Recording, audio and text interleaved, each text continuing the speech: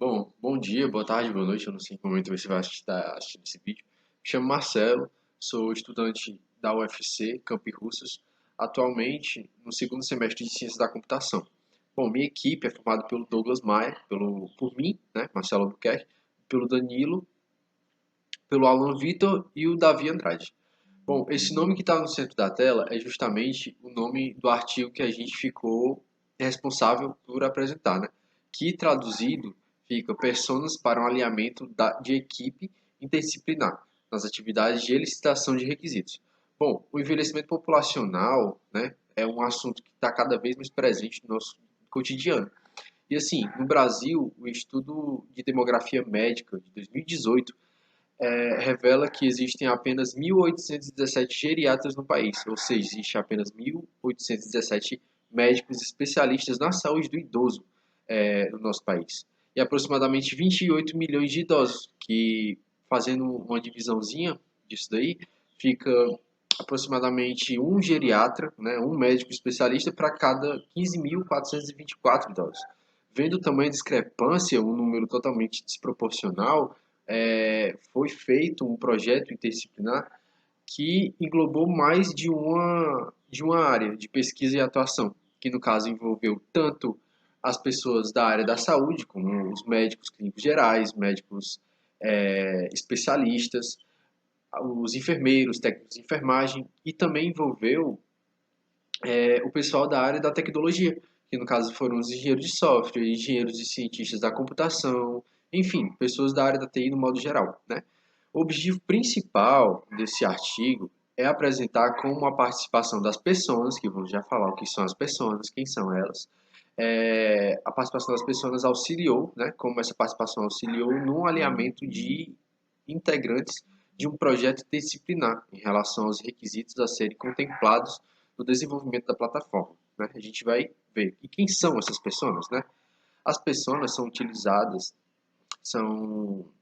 utilizadas para auxiliar o entendimento de outros envolvidos de um projeto de desenvolvimento de software em relação às características como usuário e com seus comportamentos, atitudes e motivações, né? Essas pessoas são um grupo de pessoas, não necessariamente um grupo de pessoas técnicas, né? Mas que elas vão sim estar em contato direto com o grupo de desenvolvimento de software, vão estar ali em contato com os engenheiros, com os técnicos e tudo mais. Por quê? Essas pessoas, elas são a representatividade dos usuários finais, né?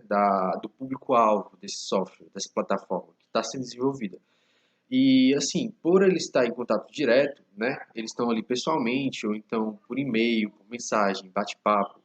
É uma linguagem simples, que não é difícil a compreensão, né? Já que é uma coisa bem formal, nada de documento extraordinário, aqueles documentos oficiais e tudo mais.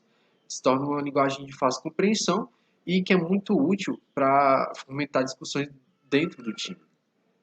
Bom, aí os dados que essas pessoas têm que passar para o time não são dados exatos, né? Vamos supor, como é que eu posso dizer?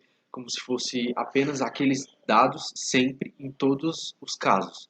Não é esse o caso, né? Os dados eles podem variar de acordo com a plataforma. Se for um aplicativo de, por exemplo, nesse caso seria um aplicativo, uma plataforma que iria fazer um acompanhamento da saúde do idoso, né? O acompanhamento do idoso e tudo mais, com médicos, especialistas e tudo mais. Iria ser um tipo de dado. Já se fosse um aplicativo de esporte, por exemplo, seria um outro tipo de dado. Um aplicativo de jogos, outro tipo de dados. E assim vai, vão mudando. E no caso, a gente pode ter o nome da pessoa, né, como exemplo. A gente pode ter o nome, a idade, a imagem, a ocupação, em momentos vagos, no seu trabalho mesmo, o que, que você faz da vida, dependendo muito de que seja aquela plataforma. Histórico de vida, escolaridade, status socioeconômico, entre outros casos, né? Bom, a etapa de licitação e análise de requisitos é uma das etapas no desenvolvimento de um software que pode mais ser afetado pelo uso de personas, pois através dela é possível ter uma visão mais fiel das características do usuário e então definir melhor o funcionamento de software e seus requisitos. Mas por quê? Por que é uma das etapas que pode mais ser afetada?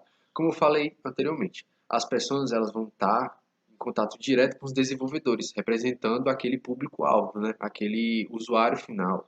Então, como é que aquele usuário iria se comportar de acordo com o layout, por exemplo, daquele programa, daquele site? Como é que o usuário iria, como é que iria acontecer a interação da pessoa com o computador, com aquele software? Como é que esse tipo de coisa iria acontecer? Como é que seria mais fácil o software pegar os dados daquele usuário, né? Como é que iria acontecer esse tipo de interação? Nesse caso, as pessoas iriam entrar, né, como representação dos usuários, informando como é que está a interação, como é que poderia melhorar, o que que falta, o que está legal, o que que não está, né, sempre ali junto com a equipe técnica, junto com os desenvolvedores.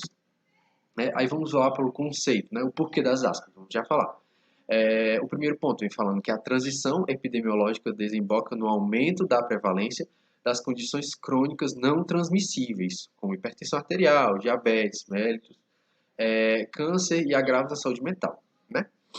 E outro ponto, algumas pessoas idosas conseguem realizar suas atividades cotidianas, sendo consideradas independentes, enquanto outras pessoas necessitam de supervisão, sabendo parcialmente sendo parcialmente ou completamente dependentes, né? Como a gente sabe, nem todo idoso é do mesmo jeito. Tem idosos que vêm desde a época da juventude, desde a infância, praticando aquelas atividades físicas, que têm um hábito alimentar diferente, que têm bons hábitos alimentares, e que não prejudicaram tanto a saúde quanto os outros, que não praticam esportes, não se movimentam, não têm um hábito alimentar bom.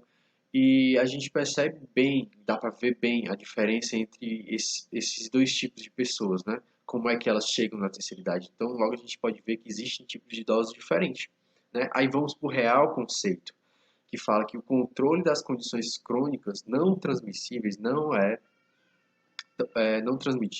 transmissíveis, perdão, não é suficiente para responder às necessidades de saúde dessa faixa etária. O conceito de saúde para a pessoa idosa se traduz mais pela sua condição de autonomia e independência do que pela presença ou ausência de doença orgânica, que justamente já contradiz esse primeiro ponto, né? Que fala é, que dá pelas condições crônicas não transmissíveis.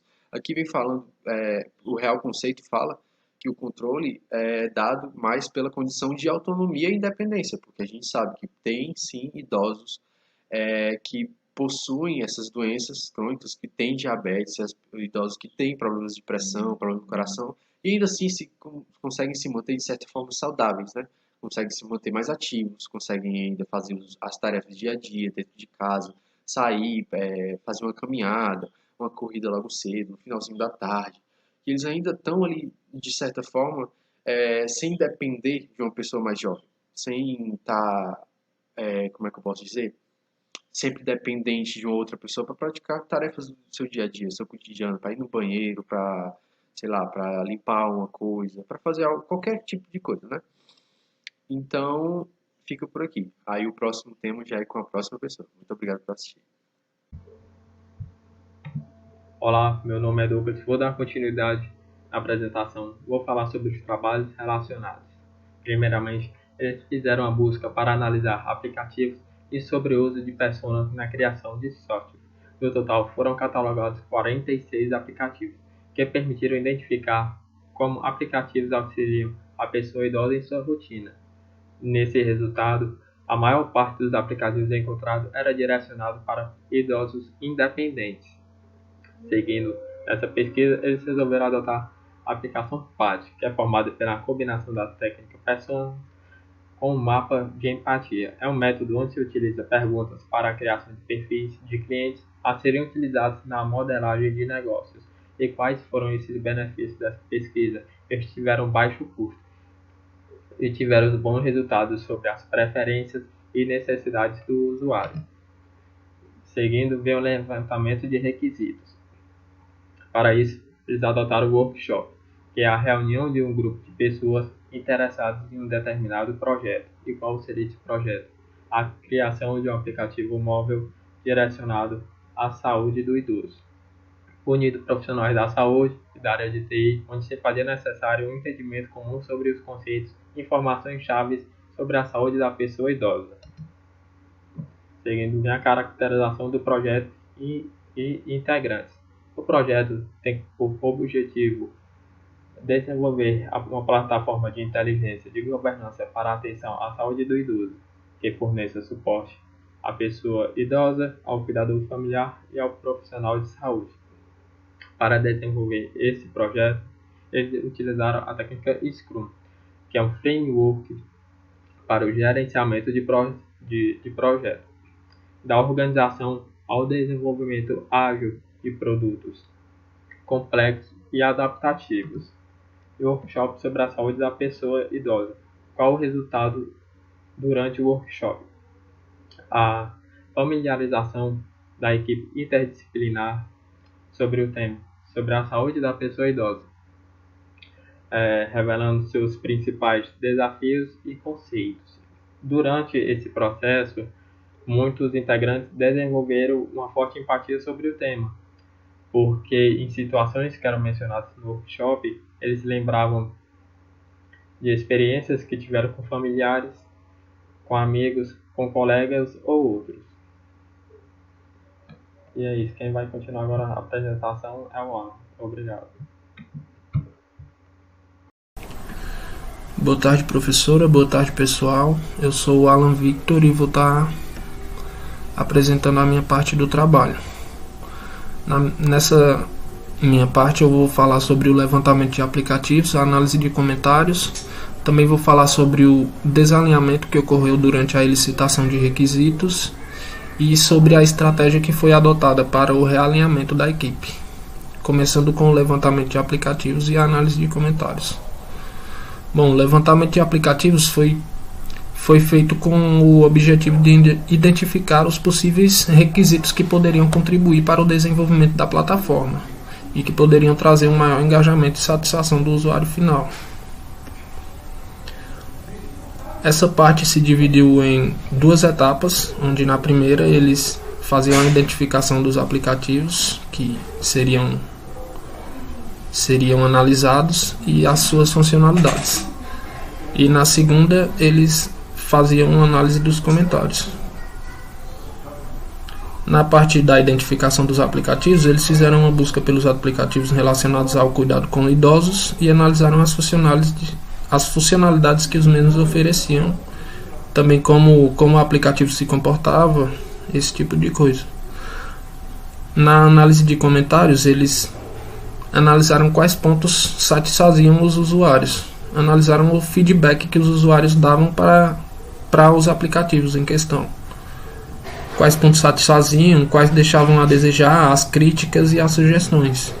Exemplos de pontos que satisfaziam os usuários era a facilidade de uso de determinado aplicativo. Exemplo de sugestão era que o aplicativo pudesse se comunicar com outros dispositivos. E exemplo de crítica era lentidão e lentidão após atualizações. Com essa análise, eles poderiam ter uma base mais sólida de quais funcionalidades agradavam ou não, e assim poderiam tomar melhores decisões na hora de decidir as funcionalidades que deveriam implementar na plataforma. Aqui aprofundando sobre como foi feito o levantamento de aplicativos.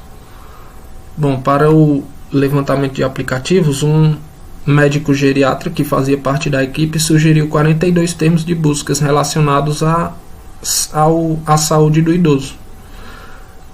Após testes de checagem de relevância, a equipe de experiência do usuário selecionou 20 desses 42 termos. Os termos de buscas finais foram palavras como Successful Aging e Home Care. Foram considerados os 20 primeiros aplicativos retornados para cada termo de busca. Após fazer essa etapa de busca, eles tiveram como resultado uma média de mais de 700 aplicativos, onde uma média de 400 eram gratuitos e uma média de 300 eram pagos.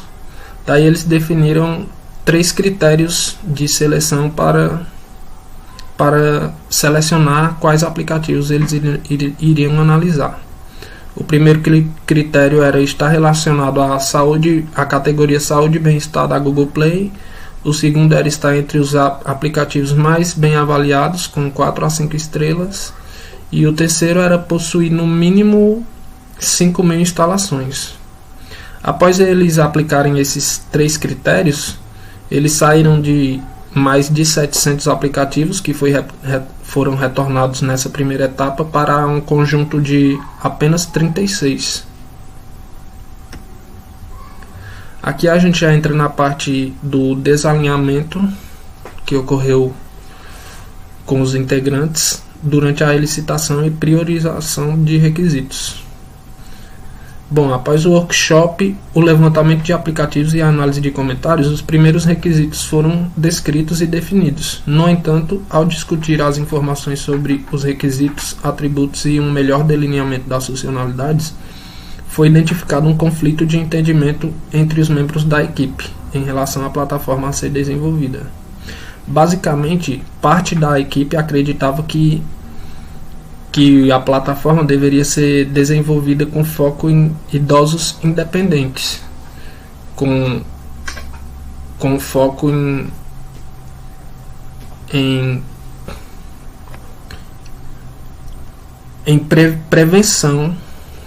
prevenção para prevenção e cuidados. E a outra metade acreditava que a plataforma deveria ser focada em idosos dependentes, com um foco em dar informações para as pessoas que cuidavam desses idosos. Aqui já entra na parte da estratégia de alinhamento, que eles utilizaram por meio de personas fictícias. Era necessário garantir que todos compreendessem como a solução pretendia e poderia auxiliar na atenção e cuidado da saúde da pessoa idosa e auxiliar as atividades de todos os usuários da plataforma, pessoa idosa, cuidadores, familiares e profissionais de saúde. Aqui fala um pouco sobre os benefícios de usar personas e o motivo de eles terem escolhido essa estratégia para o realinhamento. O uso de personas apresenta vários benefícios para o desenvolvimento de software, como o aumento da empatia do time quanto ao usuário final e o direcionamento dos esforços para a resolução de problemas reais dos usuários.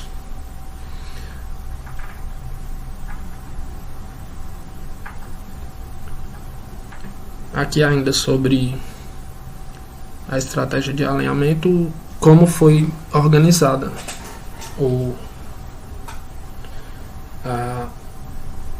a etapa de alinhamento com a criação das personas. Para realinhar o entendimento dos integrantes, realizou-se uma dinâmica utilizando de personas fictícias. Essa atividade foi dividida em 5 etapas. As 2 primeiras etapas estão relacionadas à elaboração do catálogo com as personas fictícias. Na etapa 3 ocorreu a aula para os integrantes e a divulgação do catálogo que foi desenvolvido nas 2 primeiras etapas. A etapa 4 consistiu em um estudo e seleção das personas do catálogo, por meio de um questionário respondido individualmente por cada membro do projeto. Na etapa 5 ocorreu uma consolidação com os integrantes para a discussão e alinhamento final dos membros do projeto. Bom, essa era a minha parte do trabalho. A próxima pessoa vai continuar. Obrigado, boa tarde a todos.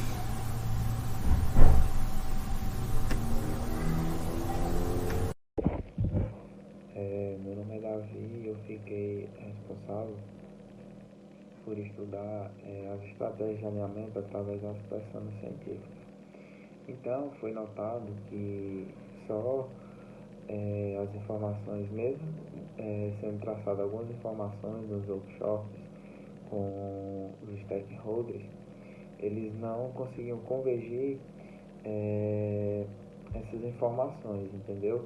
De forma que, assim, eles não conseguiam ter um entendimento em comum do que estava sendo, para que estava sendo elaborado esse sistema. Então, eles decidiram utilizar as pessoas justamente tentando chegar a esse entendimento. Então, eles conseguiram garantir a compreensão da solução, tipo assim, conseguiram garantir aos usuários, às pessoas que iriam utilizar, como que aquilo iria ajudar a eles, entendeu? Que no caso seriam as famílias dos idosos, os cuidadores, os profissionais que iriam cuidar dos idosos e até mesmo os próprios idosos. Então, as pessoas trouxeram vários benefícios para o desenvolvimento do software, né? Então, eles conseguiram fazer um relacionamento entre os dados, né? Que já tinham sido coletados, formar algumas pessoas, tá certo? E a partir disso trabalhar em cima disso. E aí, esse realinhamento do entendimento dos integrantes foi dividido basicamente em 5 etapas. Eles buscaram nesse realinhamento promover mais entendimento sobre o que era personas e também conseguir mais características dessas pessoas através dos integrantes, através da elaboração dessas pessoas. A primeira etapa desse realinhamento, que foram divididas em 5, foi a etapa onde eles planejaram a aula sobre personas. Eles fizeram isso para poder esclarecer, ou seja, para auxiliar os integrantes a compreenderem o uso das personas e a importância do desenvolvimento de sistemas computacionais interativos com foco no usuário final. Então, o que foi que eles fizeram nesse planejamento? Eles elaboraram a aula, né?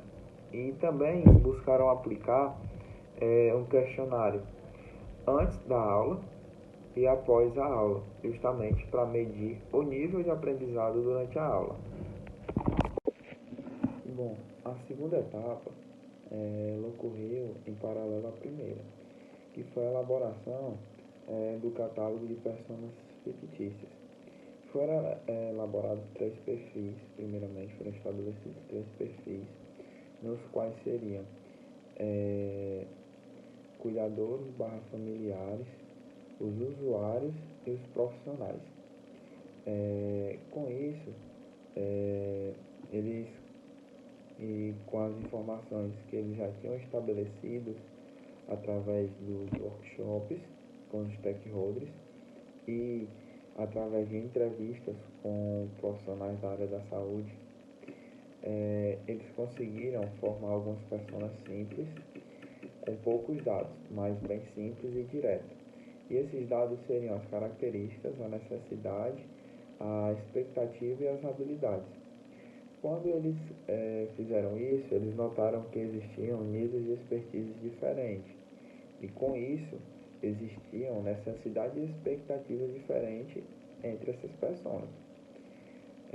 Então, eles buscaram elaborar o mais próximo do usuário final.